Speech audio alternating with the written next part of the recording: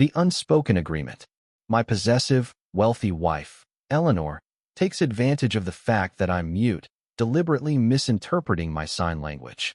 When I sign that I want to leave, she translates it as me wanting a gift, and on top of that, transfers $3 million to my account.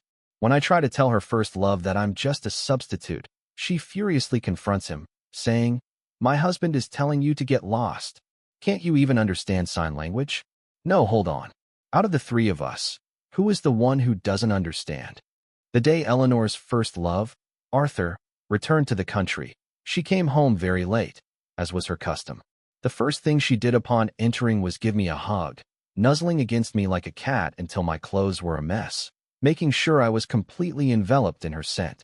This was probably some little habit she shared with Arthur. "Actually, today," she began, but I placed my index finger on her lips, signaling for her to be quiet. I get it all. I packed my bags overnight, ready to get out of there. Even if I had to carry the house on my back, my benefactor pays me $50,000 a month, and in 3 years, my family has bought 2 houses. As a substitute, I know my place. If she needed, I could even give the villa a deep clean before I left. When Eleanor saw the grand meal I had prepared, she sighed deeply. "Let's eat first." I obediently served her soup and picked out dishes for her, sitting across the table and beginning to sign, "I want to leave." Before I could finish the last sign for leave, my phone buzzed with a notification. A bank deposit of $3 million. "I know, I didn't forget your gift," Eleanor said, leaning forward to gently take my hand, her eyes filled with tenderness. "I thought about it, and this is the gift you'd like the most. Happy birthday, Arthur." I understand completely. No, wait, which one of us understands here? I wiped the sweat from my forehead, secured the $3 million, and tried to sign to her one more time. "I meant I want." Eleanor understood again. Her eyes darkened, and she subconsciously licked her lips before leaning over and pinning me to the large bed. "I get it. That's not out of the question. It is your birthday, after all. I'll satisfy your every wish." The night was dreamless, but my back was genuinely sore. Everyone knew Eleanor had a childhood sweetheart, a first love. Everyone was waiting for them to end up together, but he had abandoned Eleanor and gone abroad alone. So, I signed an agreement to marry Eleanor, receiving $50,000 a month to be a well-behaved, understanding substitute. I was quietly making a fortune. Thinking of this, I gently touched the priceless wedding ring on my left hand. Her first love was back. He surely wouldn't wear a second-hand ring. That meant the ring was mine. Another tidy profit. I happily took photos and listed it on a second-hand website. Suddenly, a phone rang from under the pillow. My hand moved faster than my brain, and by the time I realized it was Eleanor's phone, I had already answered the call. A cool male voice came through the receiver, a man's voice. "Are you Eleanor's assistant?" I couldn't speak. After a moment of hesitation, I managed a soft "Tell Eleanor her little psycho is back." Without a second's hesitation, I hung up and promptly sent the location of a psychiatric hospital to this person. Is this how phone scams work these days? Wait, I've been careless. Little Psycho must be Eleanor's first love. They sure had some interesting pet names. I gasped, frantically trying to retract the message. Just then, the bedroom door opened. Eleanor had come home to get her phone. "You're awake." My eyes darted around in a panic. Eleanor misinterpreted my expression, frowning as she walked towards me. "Still hurts." As she walked, she took off her jacket, single-handedly unbuttoned her cuff, and rolled her shirt sleeve up to her forearm. Her long fingers picked up the tube of ointment from the nightstand. "I put medicine on it for you this morning." My head buzzed, and my face instantly turned red. Suddenly, an idea struck me, and I signed to her. "I need to go to the hospital." "Fine, I'll have a doctor come to the house." I quickly grabbed my phone and showed it to her. "Go to this hospital. Can you go there first and wait for me? I'll be right behind you." A flicker of astonishment crossed the woman's beautiful face. Her long lashes fluttered a few times as she squatted down, staring at me intently. A psychiatric hospital is still a hospital. Why can't they treat external injuries? This is a bit complicated. Don't ask for details. Due to my mistake, Eleanor and her first love's reunion took place in a psychiatric hospital building. But no harm done. In the hospital lobby, the first love tearfully threw himself at Eleanor, like a fledgling returning to the nest. It was the little psycho's fault for being willful back then. He's apologizing to you now. Are you still willing to let him be your groom? The little psycho has been punished. He has severe depression, the kind that can't be cured. He's in so much pain he could die. Hiding in the distance, I broke out in goosebumps, trying my best to shrink and become invisible. My gaze was inadvertently drawn to a hospital poster. This research project looks like it could be profitable. A 20% annual dividend. Maybe I should invest a little. About 2 hours later, I discovered 18 missed calls from Eleanor on my phone. I rushed back to the hospital lobby. Her first love was squatting on the floor, crying, while Eleanor leaned against a wall, her lips pressed tightly together. A chilling, predatory glint shone in her dark eyes, her usually cool demeanor now terrifying. As I slowly approached, I suddenly heard her say to him, "Could you have some shame? Do you take me for a fool?" Her first love, his heart breaking, pointed a trembling finger at me. Is it because of him? Eleanor turned her head, and in an instant, all hostility vanished, replaced by a hint of grievance. She walked quickly to my side and took my hand, holding it so tightly it was as if she feared I would run away. She said to her first love, "Of course it's because of my husband. I've been married for 3 years. Please, have some self-respect." After speaking, Eleanor looked down at me, the grievance in her eyes no longer concealed. She gave me a little push, prompting me to say something. I stood there, stunned for a moment, before reluctantly signing to her first love. "Actually, I am a substitute." He couldn't understand. But then, a stack of documents in my arms scattered to the floor. Eleanor glanced down, picked one up, and handed it to him. "I don't think you understand. Let me explain my husband's meaning. He invested in this hospital's research program specifically to cure people with brain problems, like you. Please, go get treatment. If you're short on money, my husband will sponsor you. Just stop embarrassing yourself out here." Was that what I meant, Eleanor? How did you understand it that way? Again? Arthur, I have to be clear with you. My feelings are just as I said in our wedding vows. You are the person I love most. You were 3 years ago, you are now, and you will be for the rest of my life. On the way back, Eleanor was driving. She looked at me through the rearview mirror, her gaze so intense it made me feel a little guilty. Wedding vows are just a formality. I had also sworn to be faithful to my partner, but in reality, I'd been secretly building a nest egg. After getting that $3 million yesterday, I had already started planning my divorce and retirement in the countryside. All in all, Eleanor and I had only known each other for 3 years and 1 month. If it weren't for the fact that I resembled her first love, I wouldn't believe she could fall so deeply in love with a man for no reason. As if hearing my thoughts, Eleanor's grip on the steering wheel tightened, and her voice came out strained. "You don't have to do anything. Just give me time. I'll prove it to you." I didn't know how to respond. In the end, I reached out and gently patted her head. Love or money? I made my choice when I signed the prenuptial agreement. I'd rather be a rich man myself than have a man who loves me. On the 3rd day after her first love's return, he asked to meet me at a coffee shop for the first time. I felt anxious about not being able to speak. I could only listen to his one-sided monologue, unable to even interject. He pulled out the purchase order for my wedding ring, a sarcastic smirk on his face. "Eleanor is using you as my substitute. She's just been saying things in anger. You've sensed that, right? Let me tell you, I'm the main character here. I have a system. I will definitely win Eleanor over." He wanted to see me feel ashamed, to see me break down in anger. Instead, I wrote on a piece of paper and asked him, "What's your system's budget for getting rid of me?" He was stunned. Blushing, I presented my QR code to him. "Selling the ring on the platform has a pretty high service fee. Can we just do an offline transaction?" After typing, I took off the ring and showed him all the details, the band, the diamond, the engraving. But until the money was in my account, the ring wasn't leaving my hand.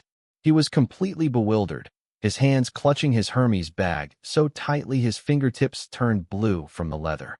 He threw a check at me, telling me to fill in the number. "Name your price. Take the money and get as far away as possible." My eyes lit up. I carefully folded the check and put it away, then signed to him. "Understood. I'll go right." Before I could finish, the seat beside me dipped. Eleanor had appeared at our table. She radiated displeasure from head to toe. She wrapped an arm around my waist and spoke coldly. "You're really a persistent pest, aren't you? My husband can't speak. Stop bothering him." Then, Eleanor pressed down on my wrist, giving me one of her "I understand" looks. My heart skipped a beat. Do you know what my husband means? He's telling you to get lost. Can you understand that? This was a disaster. Did Eleanor understand? Not a single bit. She was twisting my meaning to the ends of the earth. That check had a limit of $10 million. Mr. First Love, can we please communicate via text? Don't watch my hands.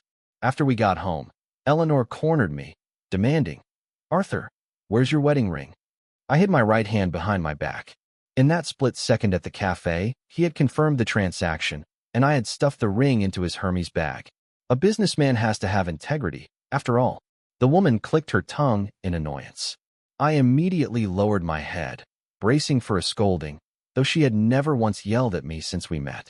In my moment of distraction, my right hand suddenly felt a cool weight.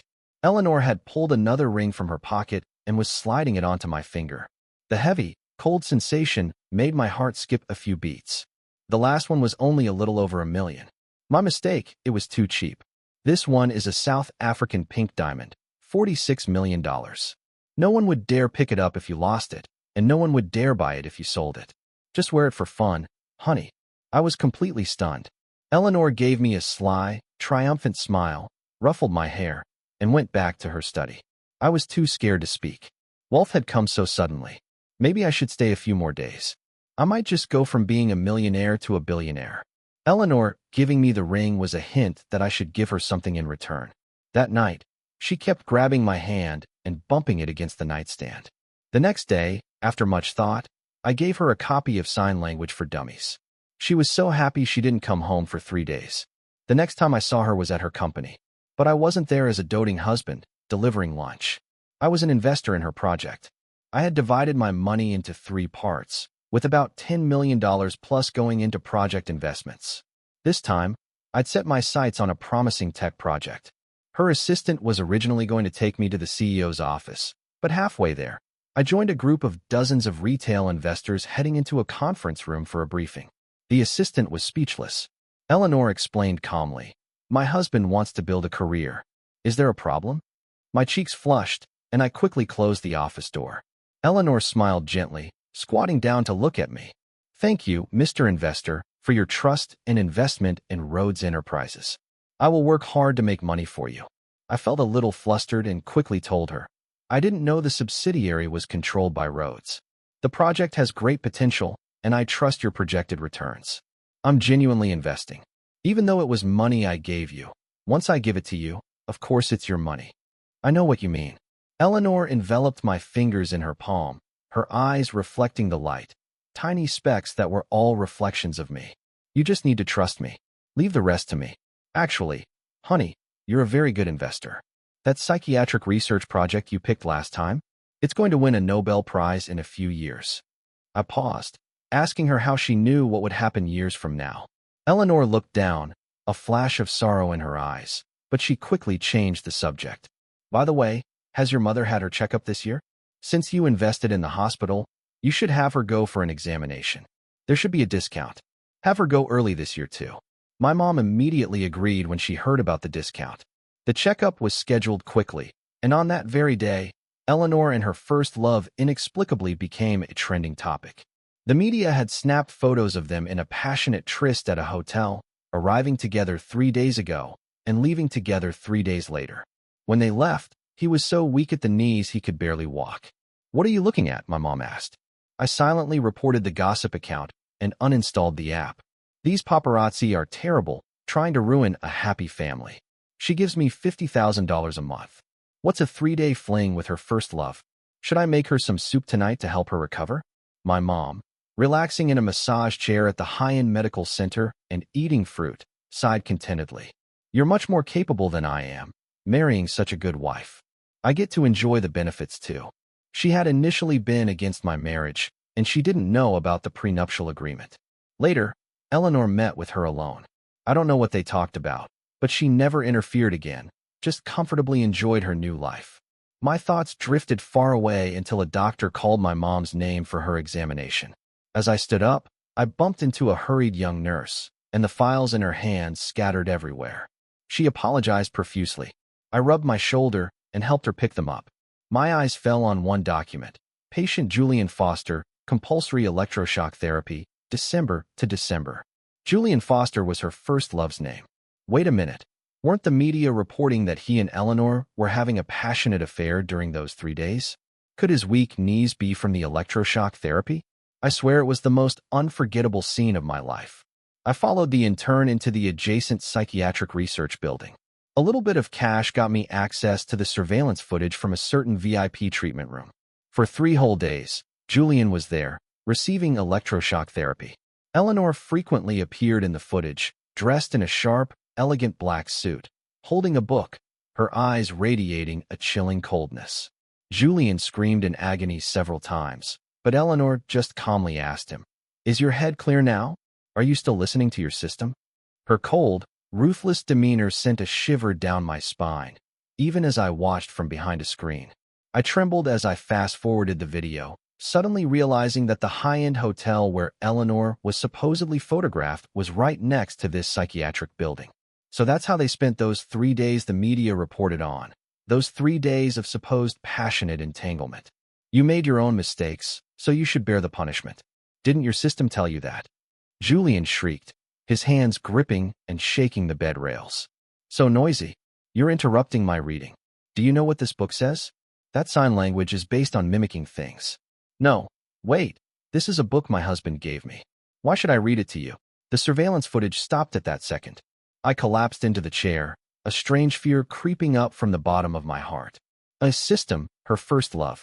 Could this all be just an excuse for Eleanor not to love him? Would anyone she didn't love end up as miserable as Julian? And would I be next? Perhaps from the shock. I slept soundly until evening, when I was awakened by the sound of a door opening. Eleanor turned to hang up her coat, changed her shoes in the entryway, and disinfected her hands. She disliked having outsiders in the house, so she always did the cleaning and cooking herself. She came into the bedroom to find me, and as usual, the first thing was a hug. She rested her chin on my shoulder, nuzzling me for a while before saying in a muffled voice, "Honey, I don't like the smell of disinfectant on you." I stiffened, trying to pull back, but the flash of fear in my eyes was caught by her. She immediately tightened her arms, scooping me up like a child and carrying me to the floor-to-ceiling window. With my back against the glass, I had no choice but to meet her gaze. Eleanor was beautiful, with pale skin and a faint beauty mark under her left eye. Her whole face exuded a cool, distant air. Only I knew that when she was aroused, that beauty mark would turn blood red, and the love in her eyes would become so thick you could drown in it, utterly wild and possessive. She was looking at me with that exact gaze now, like a predator eyeing its prey. "Honey, are you angry? Because of the trending topic this morning? I've taken care of it all. Nothing happened between me and Julian." She paused. "No. Wait. You took your mom for her checkup today. The results weren't good? It's okay. Early treatment will make a difference." She paused again. "No, that's not it either. Did you find out about that treatment room?" The treatment room had surveillance. I flinched. My honest reaction gave Eleanor her answer. Her eyes darkened, her lashes lowering as she said in a choked voice, "Don't be afraid. Julian deserved it." I quickly signed, begging her to put me down. The woman stubbornly refused to let me go. As I struggled, she lowered her head and gently bit my fingertip. "Please, Arthur, don't be afraid of me." She sounded almost wronged. What did she look like right now? Like a very fierce wolf. She could have easily torn out her prey's throat with her sharp teeth, but instead, she was forcing herself to act like a goofy husky, rolling over to show me her belly. I couldn't describe the feeling. I was probably still scared. I used the excuse of a stomachache to hide in the bathroom. She waited right outside the door for me, insisted on carrying me down the stairs, carrying me to dinner, her hands secretly playing with my fingers under the table. She was so clingy, she couldn't bear to be apart for a second. "Arthur, don't leave me. Please, don't leave me again." Honestly, as long as she paid enough, I was willing to stay. It was this crazed, obsessive behavior that scared me, that made me want to flee. In the middle of the night, unable to sleep from anxiety, I couldn't help but shake her awake. In the middle of the night, I typed on my phone, "Seriously, Julian didn't even do that much.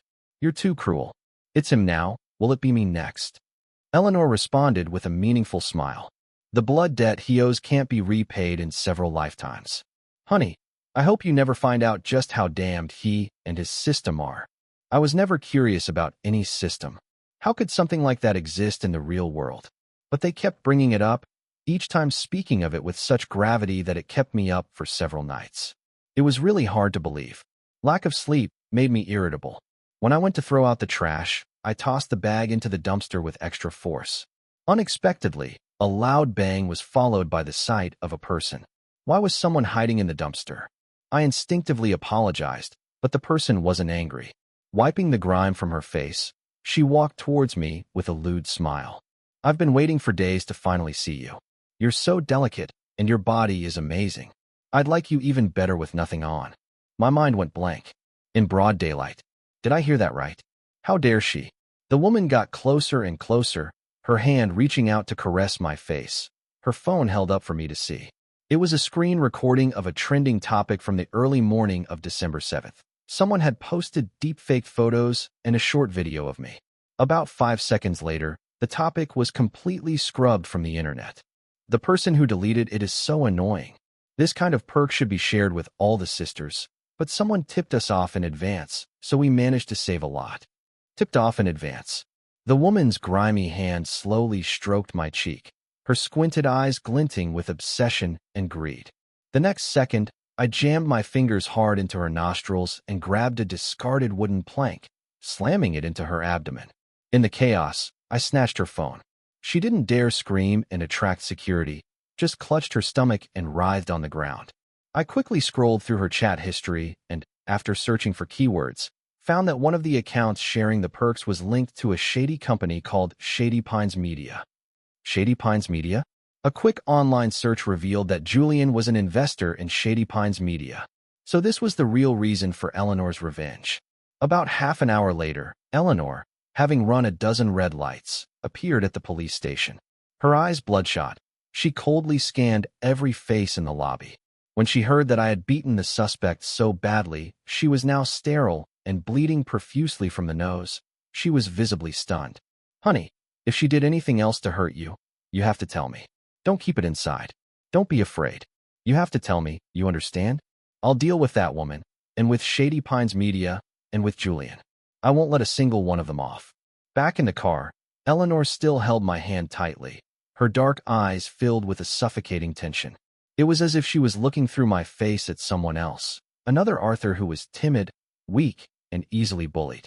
I didn't know how to ease her anxiety, so I could only reach out and gently smooth the frown lines on her forehead.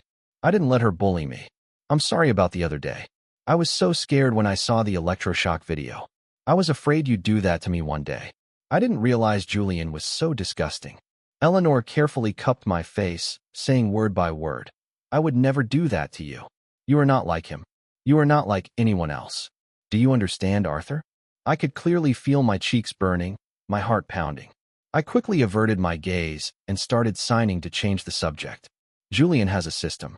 So do you have some kind of superpower? Is it mind reading or time travel? Don't tell me you've been reincarnated. My answer was the roar of an engine. Eleanor fastened her seatbelt and started the car, her eyes lowered as she said flatly, sign language is so complicated. Slow down, honey. I can't understand. Oh, I get it. You're asking how I'll handle this. I'll sue them to the fullest extent. Hey, you're clearly playing dumb. Stop misinterpreting my intentions. I kept trying to reason with Eleanor using sign language, gesturing nonstop the whole way, while she just focused on driving, her eyes fixed on the road ahead. I'm the driver. I can't be distracted, honey. On an impulse, while we were stopped at a red light, I leaned over and kissed her. This is to thank you for helping me. Understand it however you want. The air went quiet. The light had been green for several seconds before Eleanor took a deep breath and started driving again. After a while, the tips of her ears turned slightly red, and she said in a hoarse voice, "Kiss me again. If you kiss me again, I think I might understand." In the second month after her first love's return, I, the mute substitute, successfully bid on a prime downtown lot in Manhattan, and my investment income began to double. Julian, on the other hand, was tormented to the point of a mental breakdown, even having a small piece of his tongue cut off, leaving him unable to speak clearly. He was facing jail time for producing the deep-faked video of me. Nothing was turning out as I had imagined. You know, you can only throw tantrums and be completely vulnerable with the person you're closest to. What I mean is, we were childhood sweethearts for 18 years. Eleanor is only this crazy for me. The more she tortures me, the more it proves she loves me. She's punishing me for leaving her, right? It's another form of unrequited love. In the bakery I had invested in, a customer consecutively complained about 10 different cakes and demanded to see the owner. When I arrived, I saw that this difficult customer was Julian. I wanted to give him a refund and send him on his way, but he brazenly started talking about something else. I really envy that you still have a mother. My parents died abroad. Eleanor doesn't know yet. She'd feel sorry for me, wouldn't she? She'd pity me. If I were you, I'd grab a pile of cash and get out of here fast. Wasting your time by Eleanor's side, only to wake up in your 30s and realize she'll never love you, and then leave in disgrace. I frowned. When Julian opened his mouth again, I shoved a cheesecake right in his face. Maybe your system is all-powerful, but you're still just a kept man chasing after a woman. Don't play games with me. I don't care who Eleanor truly loves, so you don't need to worry about my future. As for you, if you can't win Eleanor over, you should find another rich woman to marry into. It seems you can't live without one. Melted cheesecake mixed with tears rolled down Julian's face, his eyelashes sticky with sugar, trembling violently. His face turned the color of an angry liver. Suddenly, he slammed his chest and fell from his chair, a wheezing sound escaping his lungs as his face contorted, seemingly unable to breathe. What was this? Don't wreck my bakery. I immediately had an employee call 911. As we were frantically loading him onto the ambulance, his phone, which had been on a video call, slipped from his pocket. The entire conversation had been clearly recorded, and on the other end of the screen was Eleanor's office. Julian suddenly gripped the phone and screamed, "Did you see that, Eleanor? Arthur doesn't love you at all. I'm the one who loves you so much I'm about to die. I'm your little psycho. You said you would marry me." Only the corner of Eleanor's chin was visible in the frame. After a long silence, a single tear slid silently down her cheek. For some reason, my heart ached along with it. My career as a substitute was probably ending early. I calculated my earnings. After paying back the principal and interest from all these years, I should have enough left to buy my mom a small house. My benefactor, Eleanor, didn't come home all night. Not that it mattered. Even if she did, it would be awkward. The next morning, I planned to pack my things and stay with my mom for a few days. She lives alone. To my surprise, when I walked into the dining room, the table was already set with breakfast, the fried eggs still steaming. We don't have a maid, which meant Eleanor had been home. She made a meal and then left. What was that all about? There was also a school reunion invitation on the table. Just as I was about to pick it up, I heard footsteps behind me. Eleanor was home. Her messy hair fell across her forehead. When our eyes met, an awkward tension filled the air. I forced myself to sit down and eat. She also sat down, expressionless, and began to viciously cut her fried egg. Suddenly, she asked, "Did you see the invitation?" I immediately sat up straight and shook my head, pushing the invitation towards her. "It's your private mail. I can't just look through it."